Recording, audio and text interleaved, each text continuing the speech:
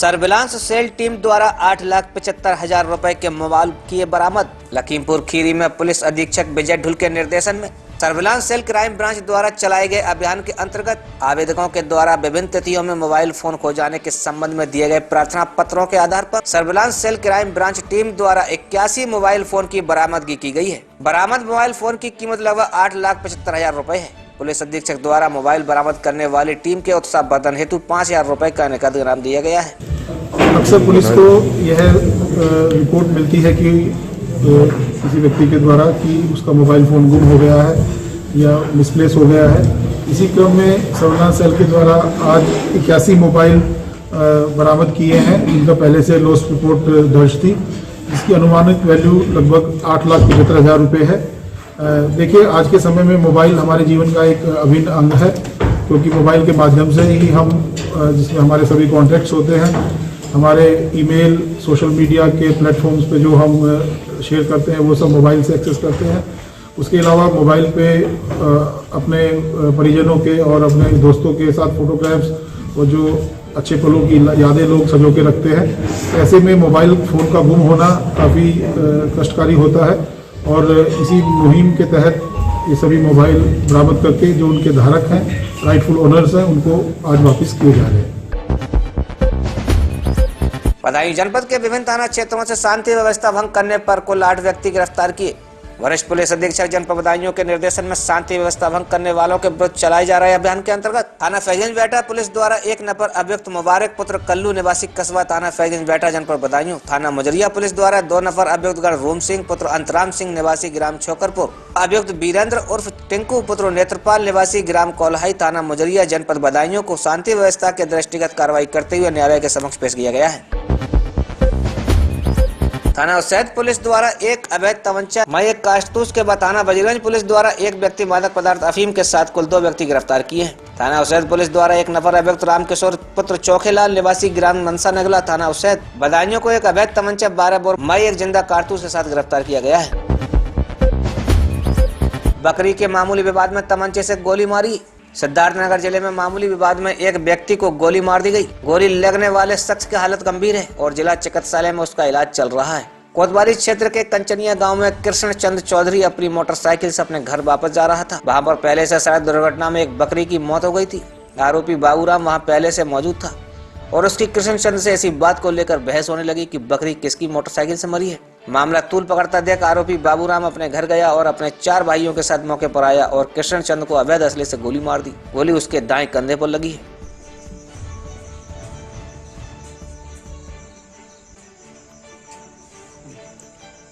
जनपद सिद्धार्थनगर थाना कपिलवस्तु के कंचनिया गांव में कृष्णचंद चौधरी से बकरी के विवाद को लेकर आरोपी पक्ष से वाद विवाद हो गया।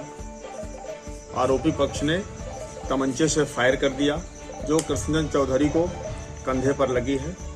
मौके पर स्थानीय पुलिस पहुंचकर तत्काल मजरूब को सदर हॉस्पिटल एडमिट कराया गया और 2 आरोपियों को गिरफ्तार किया गया है। शांति व्यवस्था पूर्णतः कायम है। मंदिर में कलश कर मूर्ति स्थापना की गई। इंद्रगढ़ थाना क्षेत्र के गुदारा ग्राम में गौरी शंकर मंदिर में प्राण प्रतिष्ठा कर मूर्ति स्थापना की गई।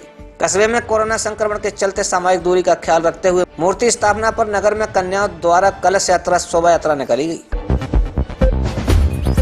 धर्मगुरु मौलाना कल्बे सादिक की मौत पर गहरा दुख व्यक्त किया गया। मोहम्मदी खीरी में सिया कमेटी की एक बैठक संपन्न हुई। इमामबाड़े में इस मीटिंग को किया गया।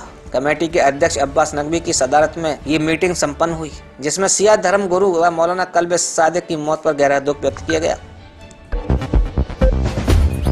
डीजे और बाइक की आमने सामने टक्कर में बाइक सवार गंभीर रूप से घायल। विकासगंज डोरबा अंतर्गत रामनगर डोरबा मोड़ के पास स्थित पेट्रोल पंप के सामने डीजे और बाइक में जोरदार टक्कर हो गई, जिसमें बाइक सवार गंभीर रूप से घायल हुए हैं। प्रयागराज मेला प्राधिकरण की 9वीं बोर्ड बैठक संपन्न। मंडलायुक्त आर रमेश कुमार की अध्यक्षता में प्रयागराज मेला प्राधिकरण की 9वीं बोर्ड बैठक संपन्न हुई, जिसमें प्राधिकरण से जुड़े कुछ आवश्यक प्रस्ताव रखे गए। अपनी मांगों को लेकर सपा नेता ने एसडीएम कार्यालय पर भूख हड़ताल कर की कही बात। मैया क्षेत्र की जन समस्याओं को देखते हुए सपा नेता बबलू कुशवाहा के नेतृत्व में 3 नवंबर 2020 को उरुवा से मेजा किसान पदयात्रा निकालकर 3 सूत्रीय मांगों को मेजा उप जिलाधिकारी को ज्ञापन दिया गया था। सपा नेता ने कहा कि अगर हमारी 2 मांगे और जन समस्याओं को पूरा नहीं किया गया तो वह तहसील में जाकर जिलाधिकारी कार्यालय पर भूख हड़ताल करेंगे। जो दिए थे एसडीएम को, तो इसमें हमारा एक मांग उर्गा 76 मार्ग से और बोलन तक के था, जिसको रोडें ध्वस्त थी उसको रिपेयर के लिए उसको रिपेयर हो गया है। अभी हमारे मांगे 2 नहीं हो पाया है, बिजली के मीटर की समस्या नहीं हो पाया है और आवारा पशु की, जिसमें हम निर्णय लिया है कि आने वाले समय में मैं मेजा एसडीएम कार्यालय पे और भूख हड़ताल पर बैठेंगे और आर पार लड़ाई लड़ने के संपूर्ण रूप से मैं तैयार हूँ। और पूरे प्रशासन को मैं चेतावनी देना चाहता हूँ इस मीडिया के माध्यम से कि अभी मैं 1 महीने का समय देता हूँ। अगर 1 महीने में हमारी मांगे पूरी कर दिया जाता है तो ठीक है, नहीं आर पार की लड़ाई करने के लिए मैं तैयार हूँ। आप किससे मांग करेंगे? मैं मेजा एसडीएम से मांग किया हूँ। अगर हमारा मेजा एसडीएम आगे हमारी बात को पहुँचाए, अगर हमारी मांग मेजा एसडीएम नहीं पहुँचा पा रही हैं तो मैं जो है जिला अधिकारी को मैं मांग करूंगा कि यहाँ हम जब तक जिला अधिकारी नहीं आएंगे तब तक मैं उठने वाला नहीं है, तब तक मैं भूख हड़ताल पर रहूँगा। अगर अभी मैं एसडीएम को मैं अवगत कराना चाहता हूँ कि जल्द से जल्द हमारी मांग जिला कार्यालय पे जिला अधिकारी को, मुख्यमंत्री को, जहाँ भी हो सके हमारी मांग वहाँ भेजा जाए और जल्द से जल्द इससे कार्रवाई किया जाए। आपकी मांगे क्या क्या थी? हमारी मांगे थे कि जो आवारा पशु किसानों के फसल नष्ट कर दे रहे हैं और उसको सुरक्षा के लिए, और दूसरा ये था कि जो 1 किलोवाट का बिजली का मीटर लगा के और 3 किलोवाट के हिसाब से बिल वसूला जा रहा है, अभी तक कोई इस पर कार्रवाई नहीं किया गया। तीसरी मांग हमारा था कि उर्गा 76 मार्ग से बोलन तक के जो टूटी फूटी रोडें हैं उसको रिपेयर कराया जाए, और उसमें तो रिपेयर करा दिया गया लेकिन अभी तक जो नाली का मांग किया गया, नाली नहीं बनवाया गया है। अब मैं भी अभी चाह रहा हूँ कि नाली का 1 महीने का मैं समय दे रहा हूँ प्रशासन को। अगर 1 महीने में कार्रवाई हो जाती है तो ठीक है, और नहीं तो इसमें हमारी पूरी लड़ाई।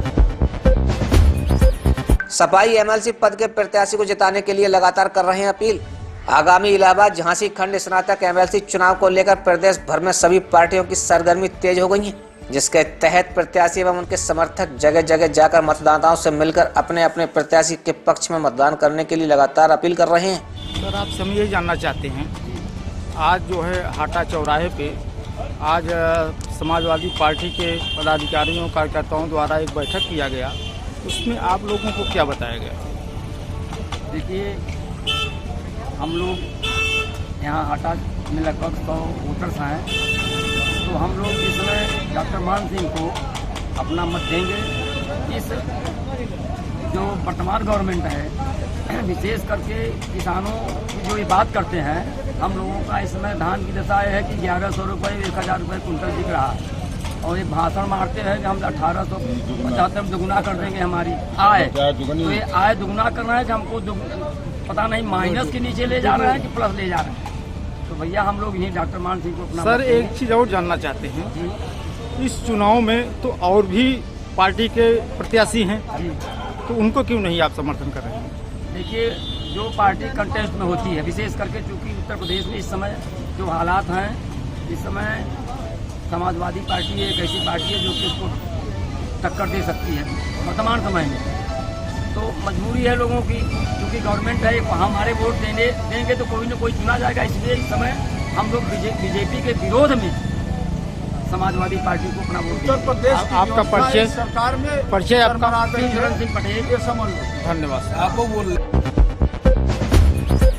इलाज कराने गए धेड़ की लघु शंका के दौरान हुई मौत। विकासखंड उरुवा अंतर्गत बनकर डुहिया निवासी अनिल कुमार तिवारी पुत्र अभद्राम तिवारी की इलाज कराने सामुदायिक स्वास्थ्य केंद्र रामनगर गए थे, जहां वे लघु शंका करने अस्पताल के गेट के बाहर गए थे कि अचानक उनकी मौत हो गई।